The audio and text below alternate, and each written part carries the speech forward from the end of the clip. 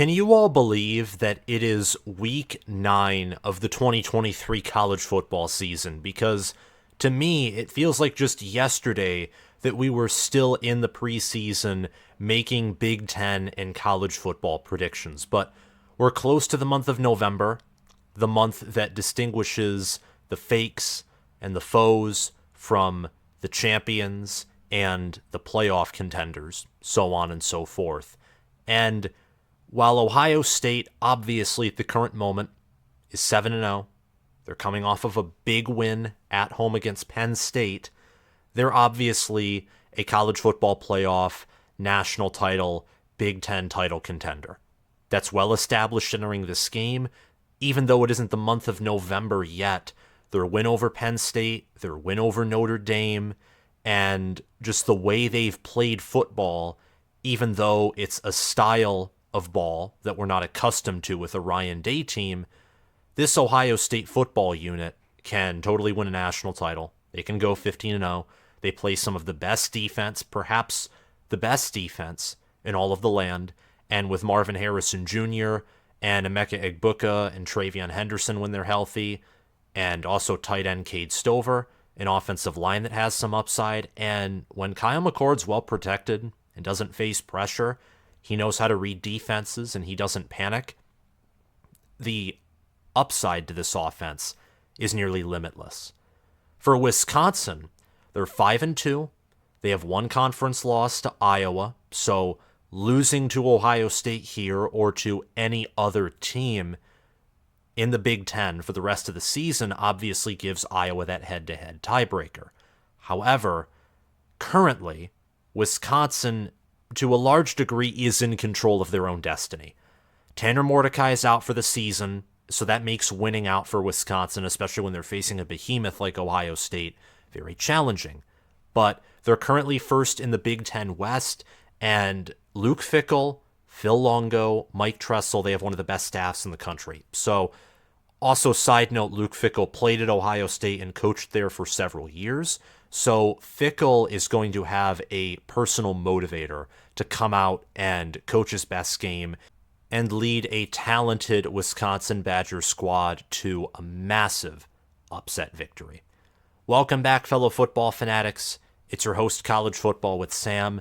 And before we resume this preview and prediction video, please remember to hit that subscribe button and click the notification bell. Make sure to like the video if you're an Ohio State or Wisconsin football fan. And please, in the comments section below, comment your thoughts, your analysis, and your predictions. We will be going live at 7 p.m. Eastern Standard Time. So once again, click the notification bell and let it ding so you can get notified if you want to go watch my live tonight once again at 7 p.m. Eastern Standard Time. Lastly, please check out my Patreon page via the link in the description. We are so close, very close to 10 Patreon members. And if you're an All-American or Heisman Patreon member, you get insider access to my power rankings that I use to predict games, predict numbers as well, like who's going to cover the spread, who won't cover, upsets, so on and so forth. Potential power was 14-11 against the spread last week. So it's above 500 in the spread. It's well above 75% in money line as well. So make sure to check that out.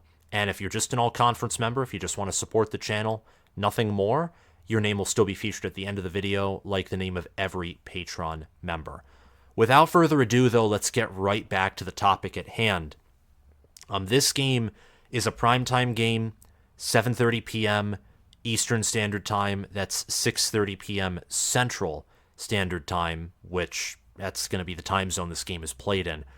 Ohio State is coming off of a hard-fought win against Penn State, and I say that with some hesitation because I watched that Penn State-Ohio State game, and in fact, I went live for that game, and I think that was the second most successful by viewership and watch time and earned revenue live stream that's ever been done on this channel. So if we could get 100,000 total viewers for my Michigan-Ohio State live reaction, that would be awesome, and I hope that can be the case. but that's far into the future. I said that with hesitation because Ohio State made a plethora of mistakes. Same with Penn State. I mean, both teams did not play their A-plus game. In fact, watching that game, I thought that Penn State played closer to their potential than Ohio State did, which tells me that Ohio State has a far higher ceiling than what this current Penn State team could dream of. Ohio State, from about midway through the second quarter, early second quarter, it was pretty obvious that they were the better team. They were the more well-rounded team. And that on another day, maybe Penn State plays this game close. Maybe they win by a field goal. Also on another day, maybe Ohio State wins by 3 touchdowns. I don't think that the Buckeyes are coming off of this super emotional win. I don't think that's the case. I think that they expected to beat Penn State. Ryan Day, after all, is 5-0 against James Franklin, 5-0 against Penn State. Ryan Day, this was the first game in the Penn State-Ohio State series under Ryan Day where he didn't win by 2 scores or more. I mean, it's the expectation of Ohio State to win in every game as it is. Penn State-Ohio State's not Michigan here. It's a rivalry. I'm not going to go that far and say it isn't a rivalry, but I don't think Ohio State is going to have this emotional letdown against Wisconsin. Could Wisconsin surprise them? Yes. Could Wisconsin start fast, play their A-plus game, and Ohio State continues their streak of having multiple hiccups?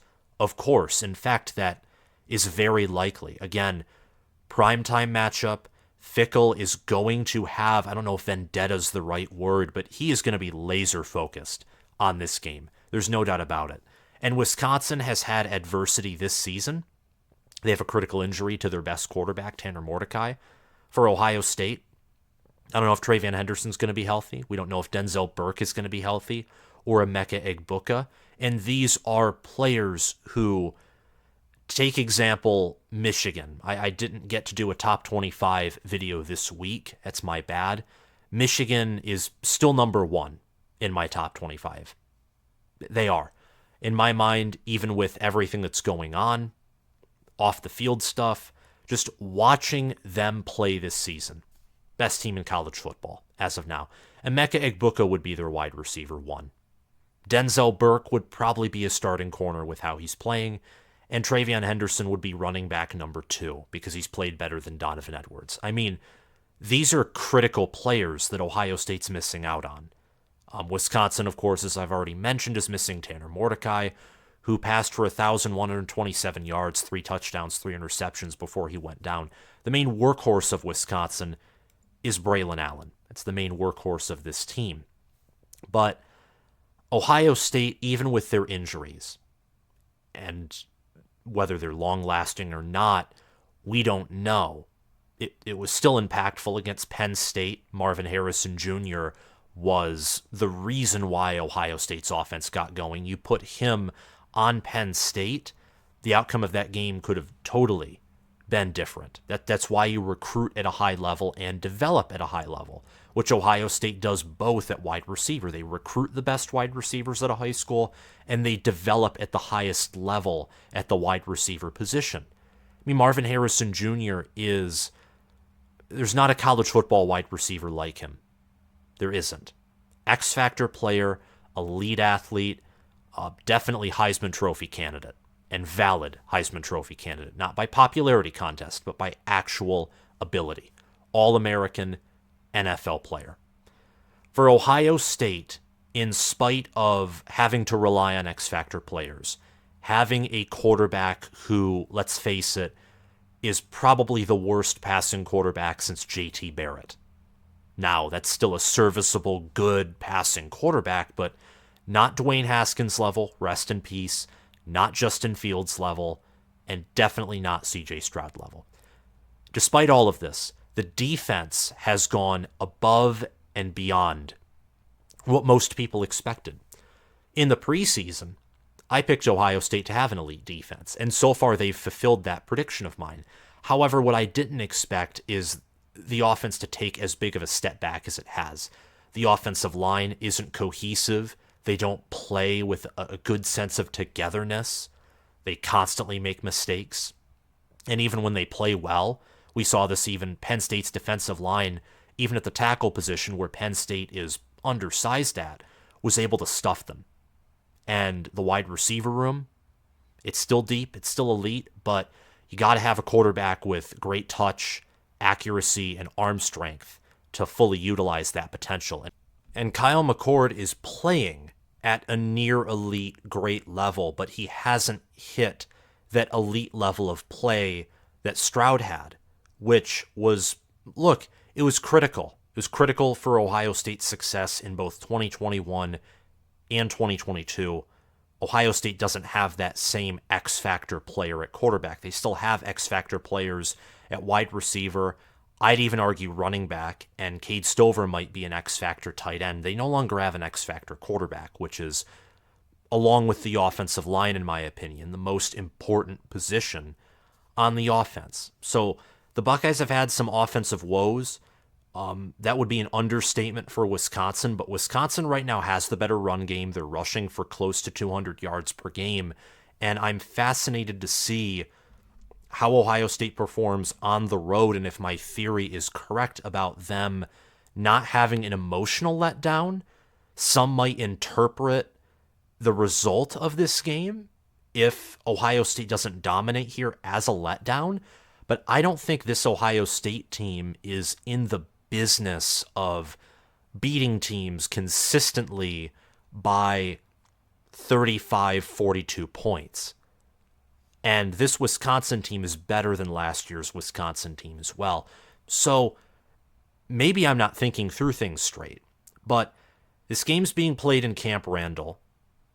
About 80 to 90% of you all on my community poll picked Ohio State to win, 86% at the time that I, sampled the poll. Only 14% are picking Wisconsin, which was about 360 people. And I sampled this poll late last night at around midnight when I was editing this video. Ohio State is just straight up. The Buckeyes are given an 88% chance to win, according to ESPN's FPI. The Buckeyes are 7-0. The Badgers are 5-2. The Badgers are unranked. I have not ranked them yet, but depending on how they perform in this game, I'd rank a 5-3 Wisconsin. The Buckeyes are second in potential power. And in potential power, check out my Patreon page and subscribe as an All-American or Heisman so you can better understand what I'm talking about. But potential power is trying to measure how good each Power 5 team is. Hopefully it'll extend to all the FBS next year. How good each Power 5 team is when they are playing at their full potential. With the resources they have, I try my best to do research on major injuries and factor them into the rankings, manually adjust them, and on top of my rankings for rosters and coaching staffs, which are from my perspective, to make sure that I even out any potential inconsistencies, inaccuracies, biases, whatever you want to call them. I do factor in points per play margin, yards per point margin, along with recruiting rankings, though I don't give much value to the recruiting rankings. I just give more value to the points per play margin, yards per point margin. Ohio State's number 2. Michigan's 1. Washington's 3, Oregon's 4, Georgia's 5, Florida State is 6. I mean, that's really the group of teams that potential power is looking at right now. Penn State, they're, I think, just inside the top 10, if not number 10 for context about Big Ten teams. Iowa is just inside the top 20, and then I think Maryland, maybe Rutgers, are inside of the top 25, along with a plethora of SEC and Pac-12 teams. As I already told you, Washington and Oregon are actually inside the top 4. Despite Ohio State being 2 and Wisconsin being 16, and Wisconsin hosting this game in prime time, potential power predicts that Ohio State should win by about 3 touchdowns or 2 touchdowns and 3 field goals, to be more exact, with the 20-point favoritism toward the Buckeyes. The Vegas line on this game is 14.5, and a lot of people are actually taking Wisconsin to cover. Understandably so. Wisconsin has a good defense. They have a run game. They're physical at the lines of scrimmage. I mean, Wisconsin is a team that, looking at Ohio State teams from the previous 2 seasons, were vulnerable to teams that could run the football, whether it was Oregon in 2021 or Michigan in 2021 and 2022. About 54% of public bettors right now are picking Wisconsin to cover, though very little public bettors are picking Wisconsin outright to win on the money line, which, again, 14.5 point spread, that's pretty big. The expectation is that Wisconsin probably puts up some kind of an impressive fight, but at the end of the day, Ohio State is too good in-game adjustments. They have too superior of a roster, too athletic of skill position and perimeter players on offense and defense to lose this game, even after they have come out of a physical, defensive, all-time classic Big Ten battle against the Penn State Nittany Lions. So, Ohio State's second, Wisconsin's 16. In the actual rankings, Wisconsin isn't ranked, and Ohio State, I think, is 3 in both the AP poll and the coaches poll with a handful of first-place votes. The Buckeyes have the most impressive strength of record, I think, in the country right now. Wisconsin at 5-2. The loss to Washington State does not look impressive, as the Cougars are 4-3 and Cameron Ward's been effectively shut down. And losing to Iowa by 9, really? Tanner Mordecai was injured, and that doesn't help. However, Iowa is, again, I seemingly mention this in every video. Iowa is absolutely, positively pathetic. There's no way to talk nice about Iowa, especially on the offensive side of the ball. They have a great defense, an elite defense. Wisconsin has a good to great defense that has remarkably improved since the beginning of the season, as the run game has as well. Wisconsin's a team that really is getting better week after week after week as the transfers are settling in, as the coaches learn so much more about the roster. Remember, this is a first-year coaching staff. This is not a Paul Chryst coaching staff. And all the staff members for Wisconsin, they're on their first year. This is a completely new coaching staff, and there are a lot of new players, whether they were players who were backups last year or incoming transfers. Will Pauling's a great example of this. Will Pauling is Wisconsin's leading receiver with almost 400 receiving yards, and he earned his first receiving touchdown, I do believe, against Illinois in a 25-21 comeback win. Wisconsin, in fact, will probably have more of an emotional swing, either in a letdown after coming off a comeback win, or they'll continue to ride the wave of adrenaline that they got after, going on the road, being down, and then staging an impressive, really army crawl to victory using a trick play at the end to come back and win 25-21. So if you're looking for a team who's more emotional, I would look at the Badgers, personally. Ohio State's done everything that their coaching staff and roster and anyone in my mind in the preseason who accurately assessed this team has expected them to do. There's only one team, I think, in the nation right now that you could say more than 5 times out of 10 on a neutral field would beat Ohio State. And I think that would be Michigan. Just 2 weeks ago, I would have said probably Washington and Oregon as well. But then Washington nearly laid an egg against Arizona State, and I wasn't impressed with Oregon against Washington State. Oregon has now had games against Stanford, Washington State, and Texas Tech where they start out slow, and they don't have Ohio State's defense to where starting out slow can be an identity or part of their identity of theirs, and it not be a problem. The Buckeyes have a massive advantage over the Badgers, as we already know. They have the better staff, better offense, period, amen, outside of the trenches. Ohio State right now, I think they have a top 30, maybe top 25 offensive line. Wisconsin easily has a top 15, top 10 offensive line. They've done a very good job of running the football. In fact, the Badgers, to a large degree, have returned to their identity under Paul Chryst. They just run the plays differently. They are in the spread, in the shotgun, running that Phil Longo air raid instead of, going out of the pro-style sets, and so on and so forth. The Badgers are running for 4.9 yards per carry. Ohio State's only rushing for 3.8 yards per carry.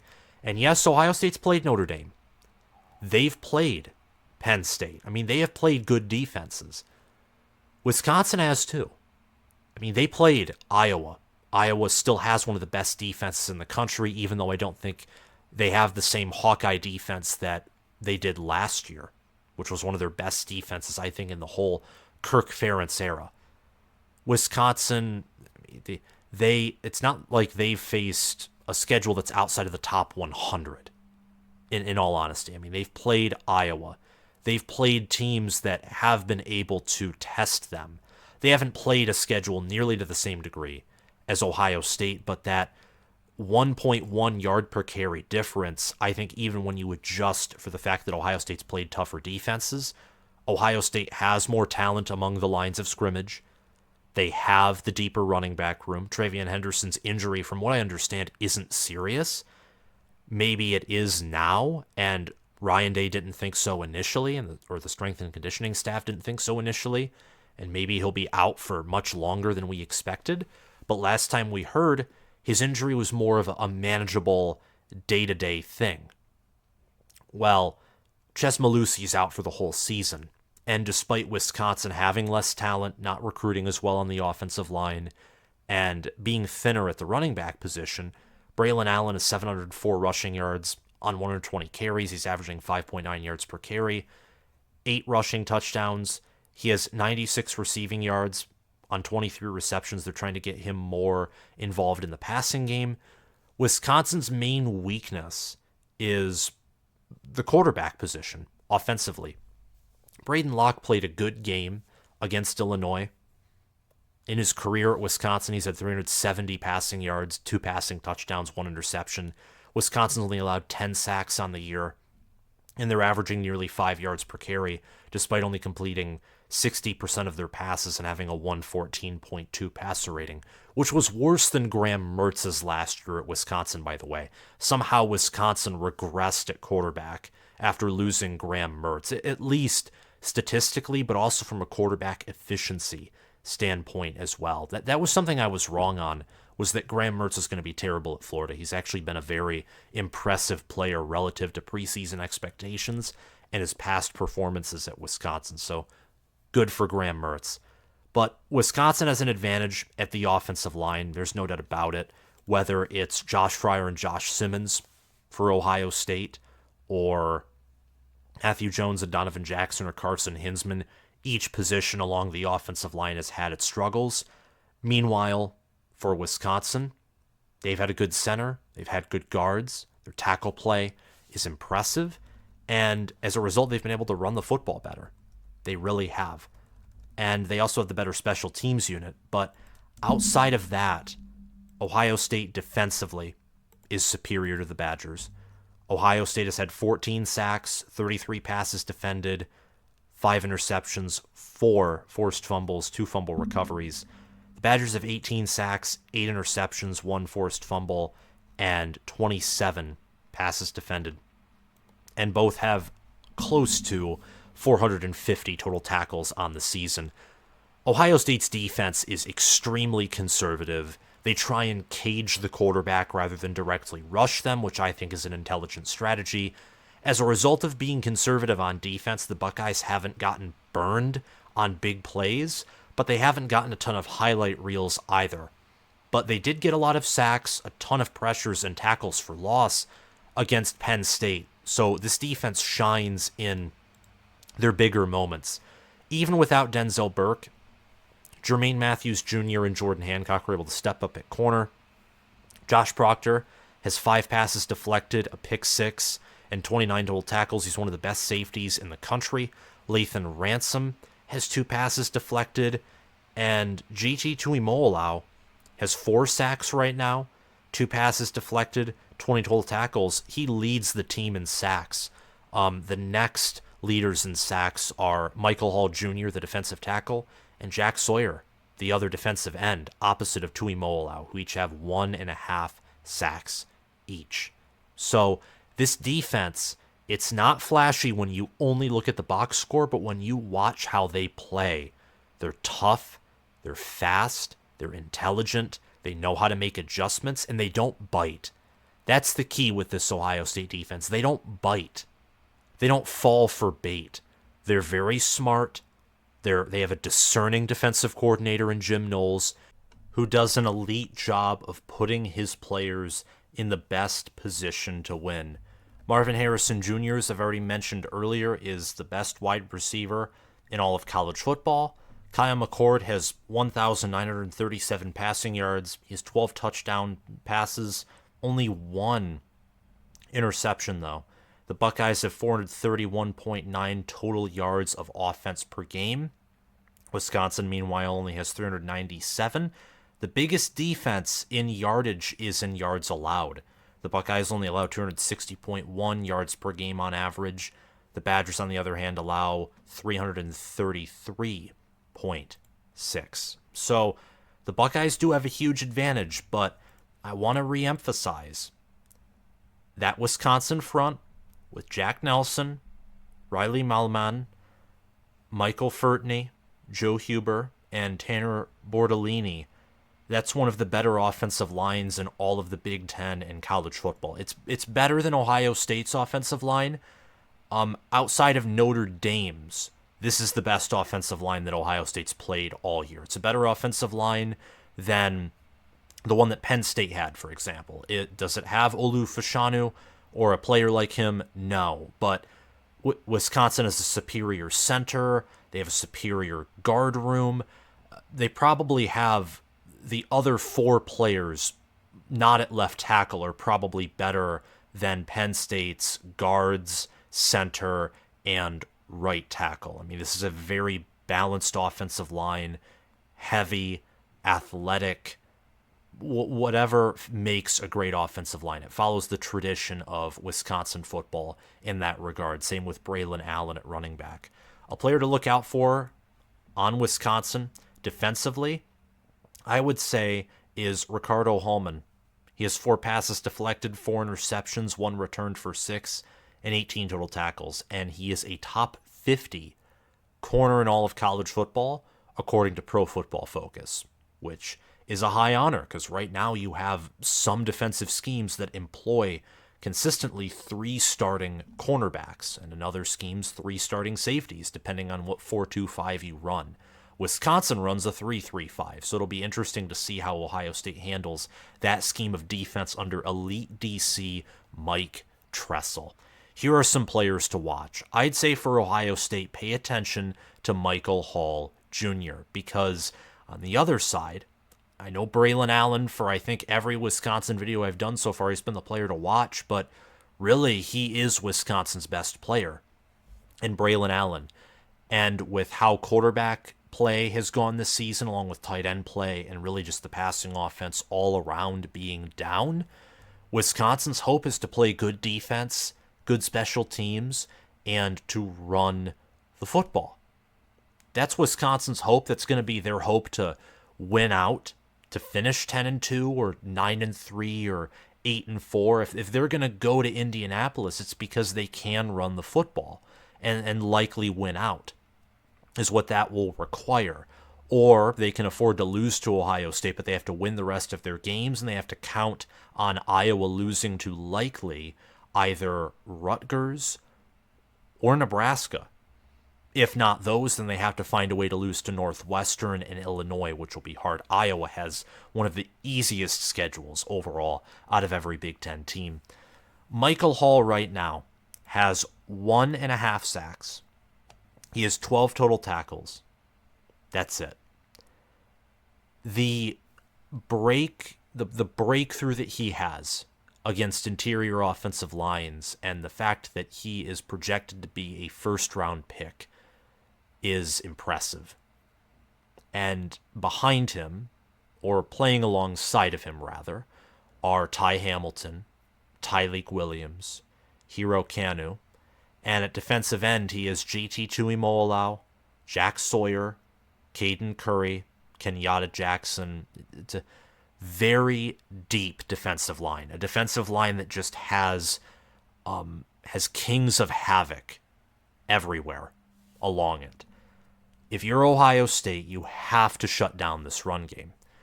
Because Wisconsin does have, again, they have Will Pauling and Chimere Dike.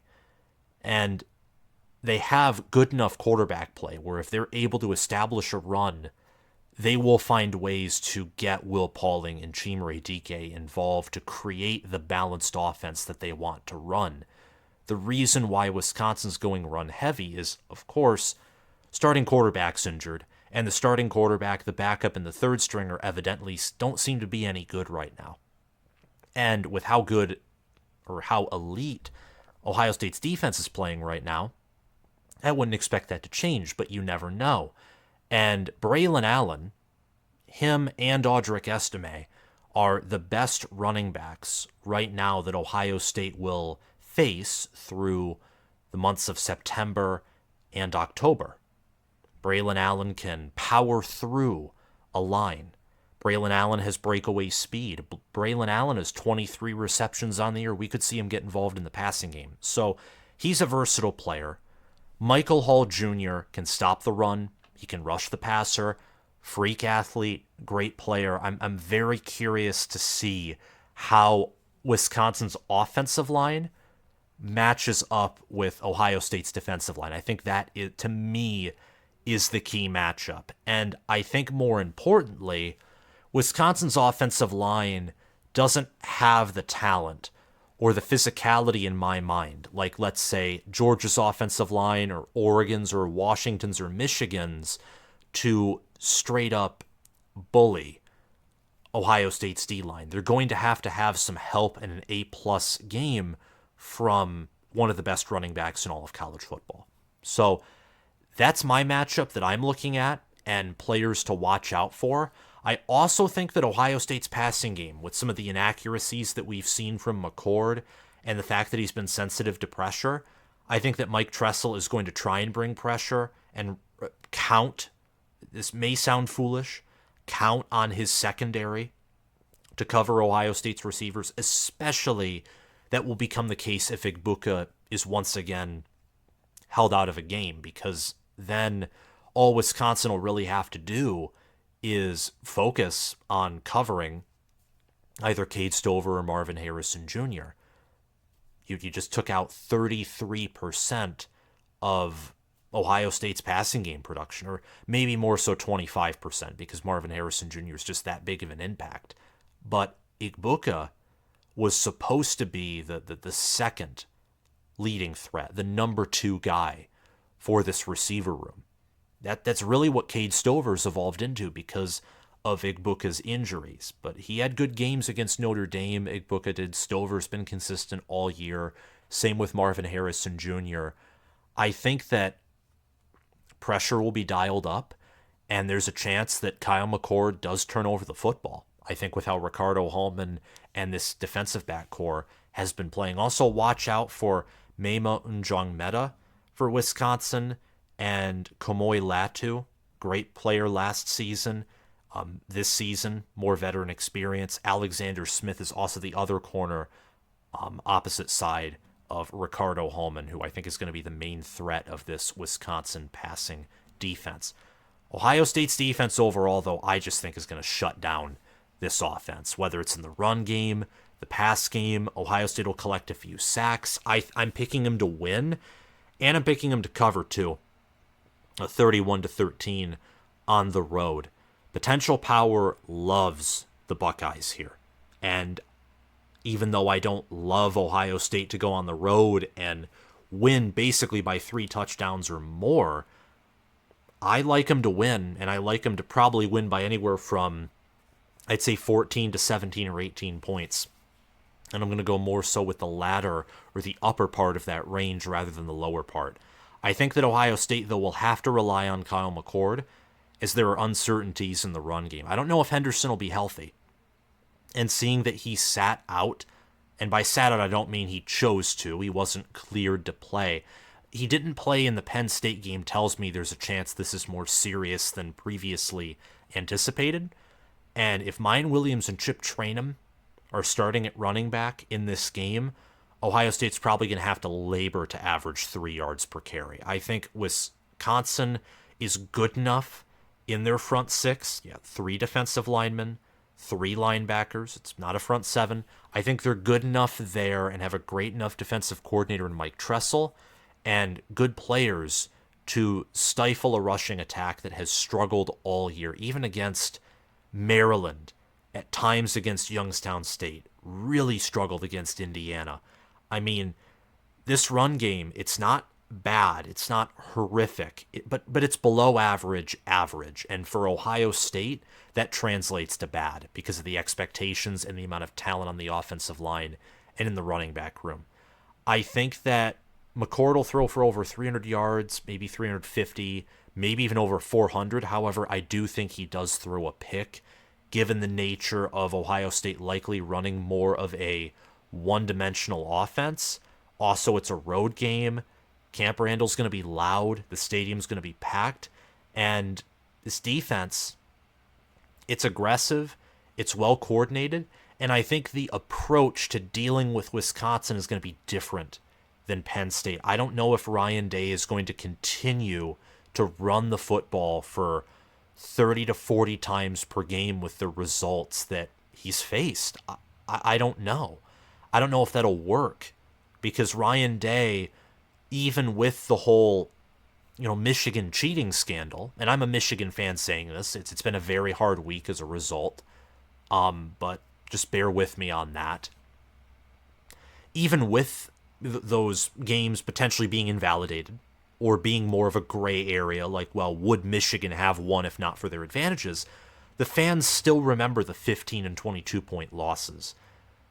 If Ryan Day loses to Michigan by 30 this year, even if the win for Michigan ends up being vacated, it's just like Rich Rodriguez getting blown out by Jim Tressel in 2010. Every Michigan fan remembers that massive loss.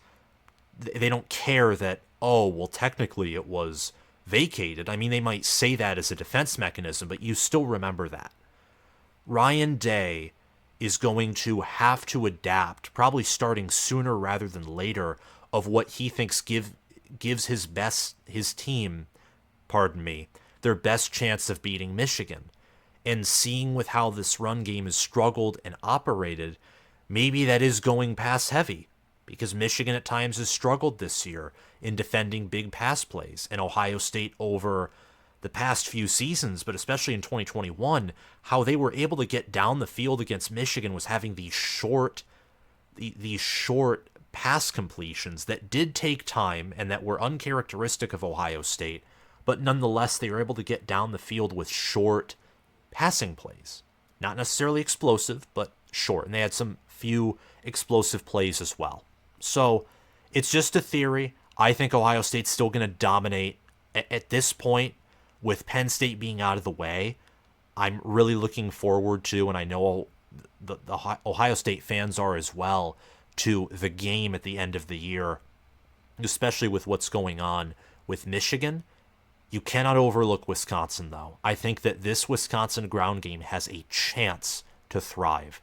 The quarterback situation, however, isn't friendly, and I think Ohio State's defense is just going to dominate this Wisconsin offense as a result. I think that whether it's the lone touchdown that I think Wisconsin's going to get, or a field goal, some of those points will come off of an Ohio State turnover. I think that, road game, loud. McCord against Notre Dame had a few interceptions that were dropped. Luckily, he capitalized off of those mistakes from Notre Dame's defenses and learned from his own mistakes. I do think there will be a few turnovers forced collectively, some for Ohio State, some for Wisconsin, but ultimately Ohio State's the far superior football team. They will win 31-13. Thank you so much for watching this video. Remember to like it, subscribe to the channel, comment your thoughts down below, and click the notification bell. I want to give a shout out to my patrons, Spencer Bringhurst, my All-American, along with Noah DDLC, All-American patron, and SFS Inverted, another All-American patron. If you're an All-American patron or a Heisman patron, you get insider access to my weekly picks for all ranked games, whether I've predicted them or not, along with what potential power picks for who's going to win the game, who's going to cover the spread, etc. Also, shout out to my all-conference patrons, Will Loftus, Gabriel Calendar, Roaming Gnome, Matthew Sale, and Chris Lane. Your support is always appreciated. It is never expected. Thank you so much for watching once again, and I will see you all around. Bye-bye.